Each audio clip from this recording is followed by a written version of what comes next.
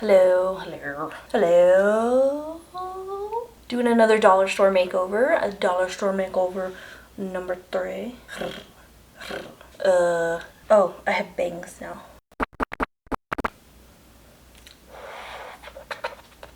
Let's get to the makeovers.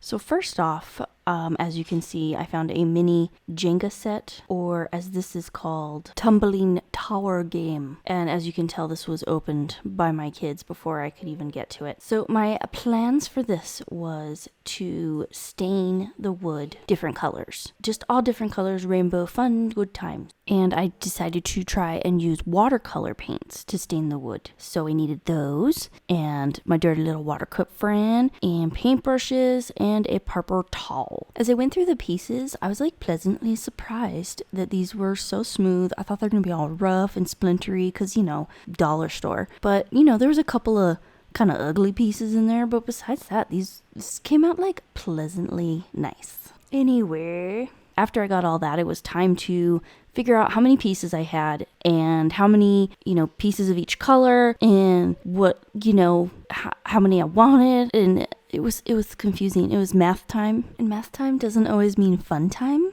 So, but anyway, I figured out there were 72 pieces, and if I did 3 pieces per color, then I could pick out 24 colors. So yeah, I decided to first swatch. Is that what it's called? Swatch.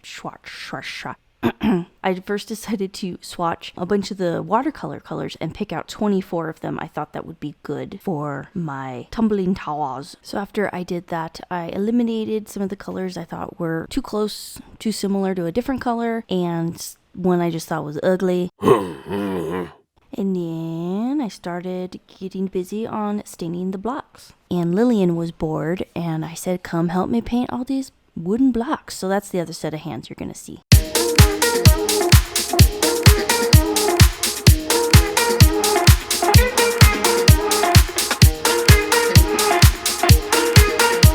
So after those dried, I went ahead and checked on them, and some of them just looked a little blotchy after the first coat. Some of them had specks of other colors on them, and I just could not stand for that. Also, some of them came out very similar, even though I tried very hard not to do that by eliminating some of the colors. But yeah, so I thought a second coat might help alleviate some of these problems. So the second coats did fix some of the problems, the splotchiness and the dots and whatnot, but it didn't fix the problem of some of them looking very much the same. So I'm just gonna have to live with it. I'll live with it. Everything will be fine. It's fine. It's fine. And here we are with the finished product, and we had a good old grand time trying it out. I think it does make Jenga more What happened? You just...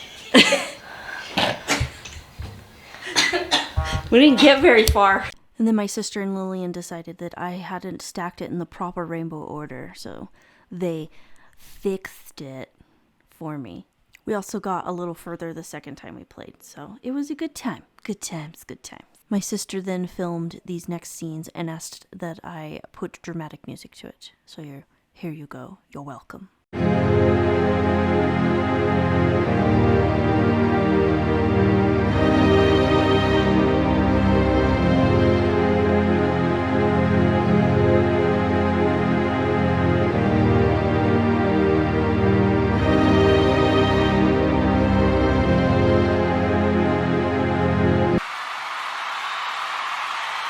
Next, I picked up these 3 little planter pot things, and I decided to paint on them. Shocking, I know. So I need paintbrushes, my paint palette, this gesso I found that I forgot I owned, and of course my friend Dirty Little Water Cup.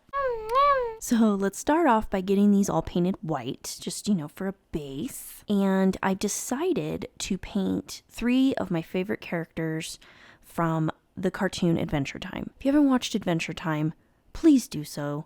It is so awesome. It's hilarious. I love it. Just go watch it. So it was hard to narrow it down to just 3 characters I like, but I decided on Jake the dog, Finn the Human, and Lumpy Space Princess, or LSP for short. So I started off with Jake first, and I did this thing I noticed I do sometimes where I get obsessive. I mixed back and forth, trying to find the perfect shade of Jake, and I finally was just like, what am I doing? Screw it, it's close enough, and went ahead and painted it. And then, I don't know if this helped or not, but I painted white on top of the gesso for the Finn one. I thought it would be like an even whiter white. And then I did the same thing I did with Jake, and I got obsessed with LSP's color. I just need to stop it. I get all perfectionisty in my head, and then I catch myself, and I'm like, no, it's fine, just stop. So then I cleared my space and I got out the Posca pens, and I started out by sketching Jake's face and his ears and his little tail on the back on his pot. And I went ahead and traced everything with black outline and painted the whites of his eyes. And there he is. He's so cute and he's done. And then it was time to move on to Finn. So I went ahead and sketched out an oval where his face sticks out of his little animal hat he wears. And I traced around the rim, like the top of his hat. I painted, the oval of his fleshy skin tone and went ahead and colored blue on top to show like the sky above him, so you could see where his hat is. Some of you might be thinking, I thought Hannah didn't like doing voiceovers because she thought she sounded weird. I'm gonna play a little background noise for you right now to explain why I can't find much quiet time lately. Cindy, help me. So yeah. And then I went ahead and drew his face and outlined everything. And I decided he needed something on the back like I did Jake's tail. So I went ahead and started Googling the backpack he always wears. And I saw this disturbing image and I still think about it. And I just had to share it with you guys. So you're disturbed like me. You're welcome. Anyway, went ahead and started tracing his backpack on. Did his 2 different shades of green. Outlined it in the black and gave it its cute little button. And now he has his backpack on his back. And I think it's so cute and I love it. Last but most certainly not least is Lumpy Space Princess.